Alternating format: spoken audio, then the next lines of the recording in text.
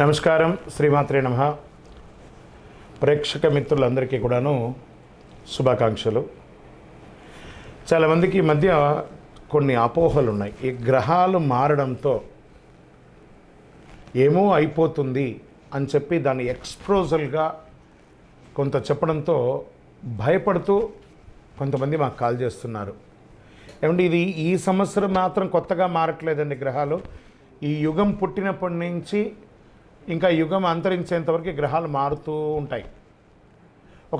సుమారుగా ఒక ఉదాహరణకి ఎక్కువ శాతం నాకు కాల్స్ వచ్చింది సింహరాశి నుంచే వచ్చింది అనుకుందాం. ఒక ఉదాహరణకి అది అష్టమ శనిగా అయితే ఏమేమో అయిపోతుంది, విడాకులు వచ్చేస్తుందట, విడిపోతారట, అకాల మరణాలట, యాక్సిడెంట్లట అని. ఇదేంది గురుగారు మాకు భయం వేస్తుంది ఏంటంటే, ఒకటి గుర్తుపెట్టుకోండి, 140 కోట్ల మంది భారతీయులు ఉన్నారు.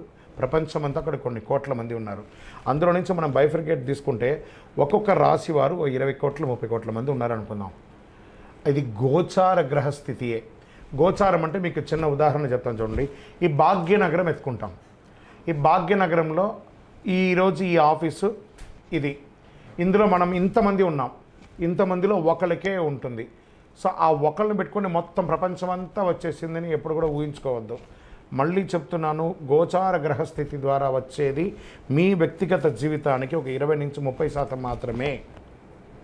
మీ వ్యక్తిగత జాతకంలో మీ date of birth, time of birth, లగ్నాన్ని బట్టి మీ పూర్తి జాతకం వస్తుంది. కాబట్టి అన్నీ చూసేసి, కనబడ్డ ప్రతిదీ చూసేసి ప్యానిక్ అయ్యి మీరు ఇబ్బంది పడడం, అవతలను కూడా ఇబ్బంది పెట్టడం తప్పు. కాబట్టి దయచేసి మిమ్మల్ని మీరు ధైర్యంగా ఉంచుకోండి. ఏ గ్రహాలు కూడా మనల్ని ట్యూన్ చేసేది కానీ మనల్ని నాశనం చేయదు. గ్రహాలన్నీ అనుగ్రహం చేయడానికే కానీ ఇబ్బంది పెట్టడానికి కాదు, మనల్ని ట్యూన్ చేయడానికి కోసం మాత్రమే. సద్గురు జ్యోతిషాలయం నుండి 2025 జూన్ రాశి ఫలితాలని మనము ఈరోజు తెలుసుకోబోతున్నాం. మా ఛానల్ ద్వారా చూస్తున్నటువంటి ప్రతి ప్రేక్షక మిత్రులు కూడా మీ యొక్క అమూల్యమైనటువంటి సమయాన్ని ఇచ్చేసి చూస్తున్నారు కానీ కాస్త like and subscription and share చేస్తే మాకు ఇంకో కొంచెం ఎంకరేజ్మెంట్గా ఉంటుంది. రైట్. జ్యోతిషాస్త్రరీత్యా ద్వాదశ రాశుల్లో 11వ రాశి అయినటువంటి కుంభరాశి మిత్రులారా, మీరు ధనిష్టా నక్షత్రం 3-4 పాదములు, శతభిషా నక్షత్రం 1, 2, 3, 4 పాదములు, పూర్వాభాద్ర నక్షత్రం 1, 2, 3 పాదాలకు జన్మించిన మీరు కుంభరాశి వారిగా పరిగణించబడుతున్నారు. ఈ నెల మీకు శుభ ఫలితాలు ఎలా ఉన్నాయంటే, ఎలాగో 7.5 శని యొక్క ద్వితీయ భాగంలో ఉన్నారు మీరు. ఏళ్ళనాటి శని తీవ్రంగా ఉన్నా ఈ నెలలో చాలా హెచ్చు తగ్గులు ఉంటాయి. గోచార గ్రహస్థితులను దృష్టిలో పెట్టుకుంటే లగ్నంలో రాహు, ద్వితీయంలో శని, తృతీయంలో శుక్రుడు, చతుర్థంలో రవి బుధులు, పంచంలో గురువు, షష్టంలో సప్తమంలో కుజుడు, అష్టమంలో కేతువు. ఈ మాసం ప్రారంభం నుండి ప్రతి కార్యక్రమం కూడా మిశ్రమంగా ఉంటుంది, కానీ ఆదాయం చాలా బాగుంటుంది. వ్యాపారం అద్భుతంగా ఉంటుంది. మీరు పుట్టిందే వ్యాపారం కోసం అన్నట్టుకు ఆ వ్యాపారాన్ని ప్రతి క్షణం దాని మీద మానిటరింగ్ చేసి మీ వ్యాపారాన్ని మీరు అభివృద్ధి పరుచుకుంటారు. అంత అద్భుతంగా ఉంటుంది. ఏ విధమైనటువంటి చిన్నపాటి అవకాశం ఉన్నా వ్యాపారంలో మీరు ప్లాన్ చేసుకోండి.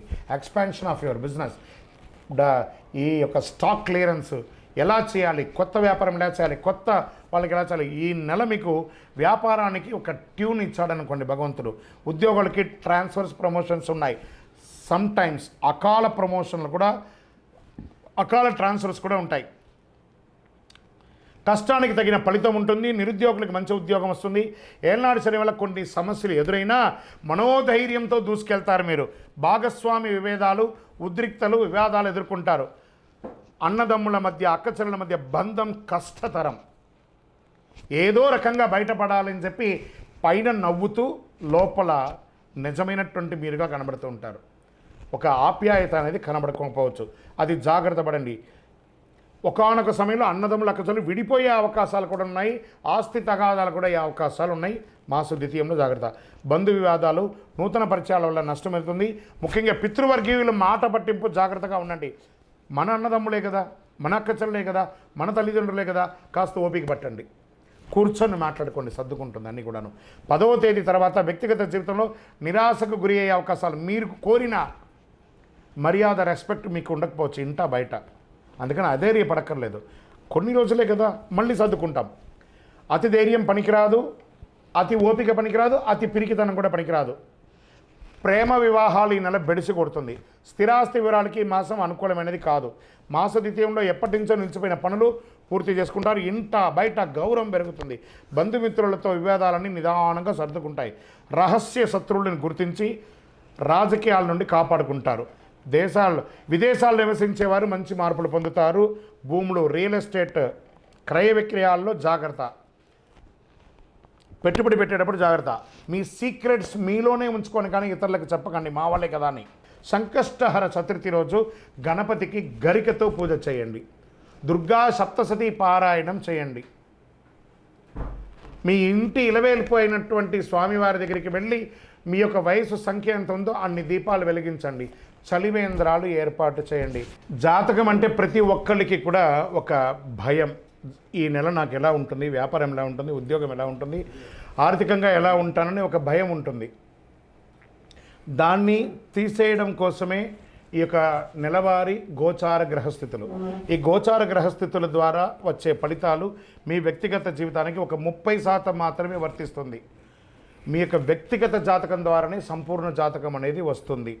మళ్ళీ చెప్తున్నాను, జాతకం అనేది పడుతున్న వర్షానికి ఒక గొడుగు మాత్రమే, కానీ జాతకం జీవితం కాదు.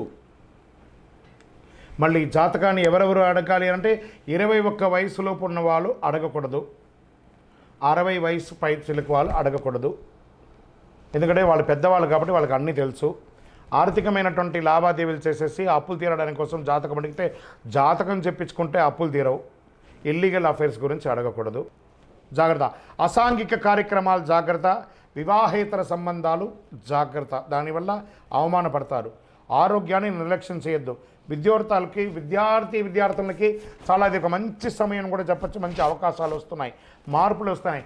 వెయిటింగ్ లిస్ట్లో ఉన్నటువంటి మీ యొక్క మార్క్స్ కానీ, లేదా రిజల్ట్స్ కానీ, లేదా వీసా కానీ, లేదా ఉద్యోగం కానీ అవన్నీ కూడా యాక్టివేట్ అయ్యి అద్భుతం అవుతున్నారు. క్రీడాకారులకి చాలా అద్భుతమైనటువంటి సమయం చెప్పచ్చు.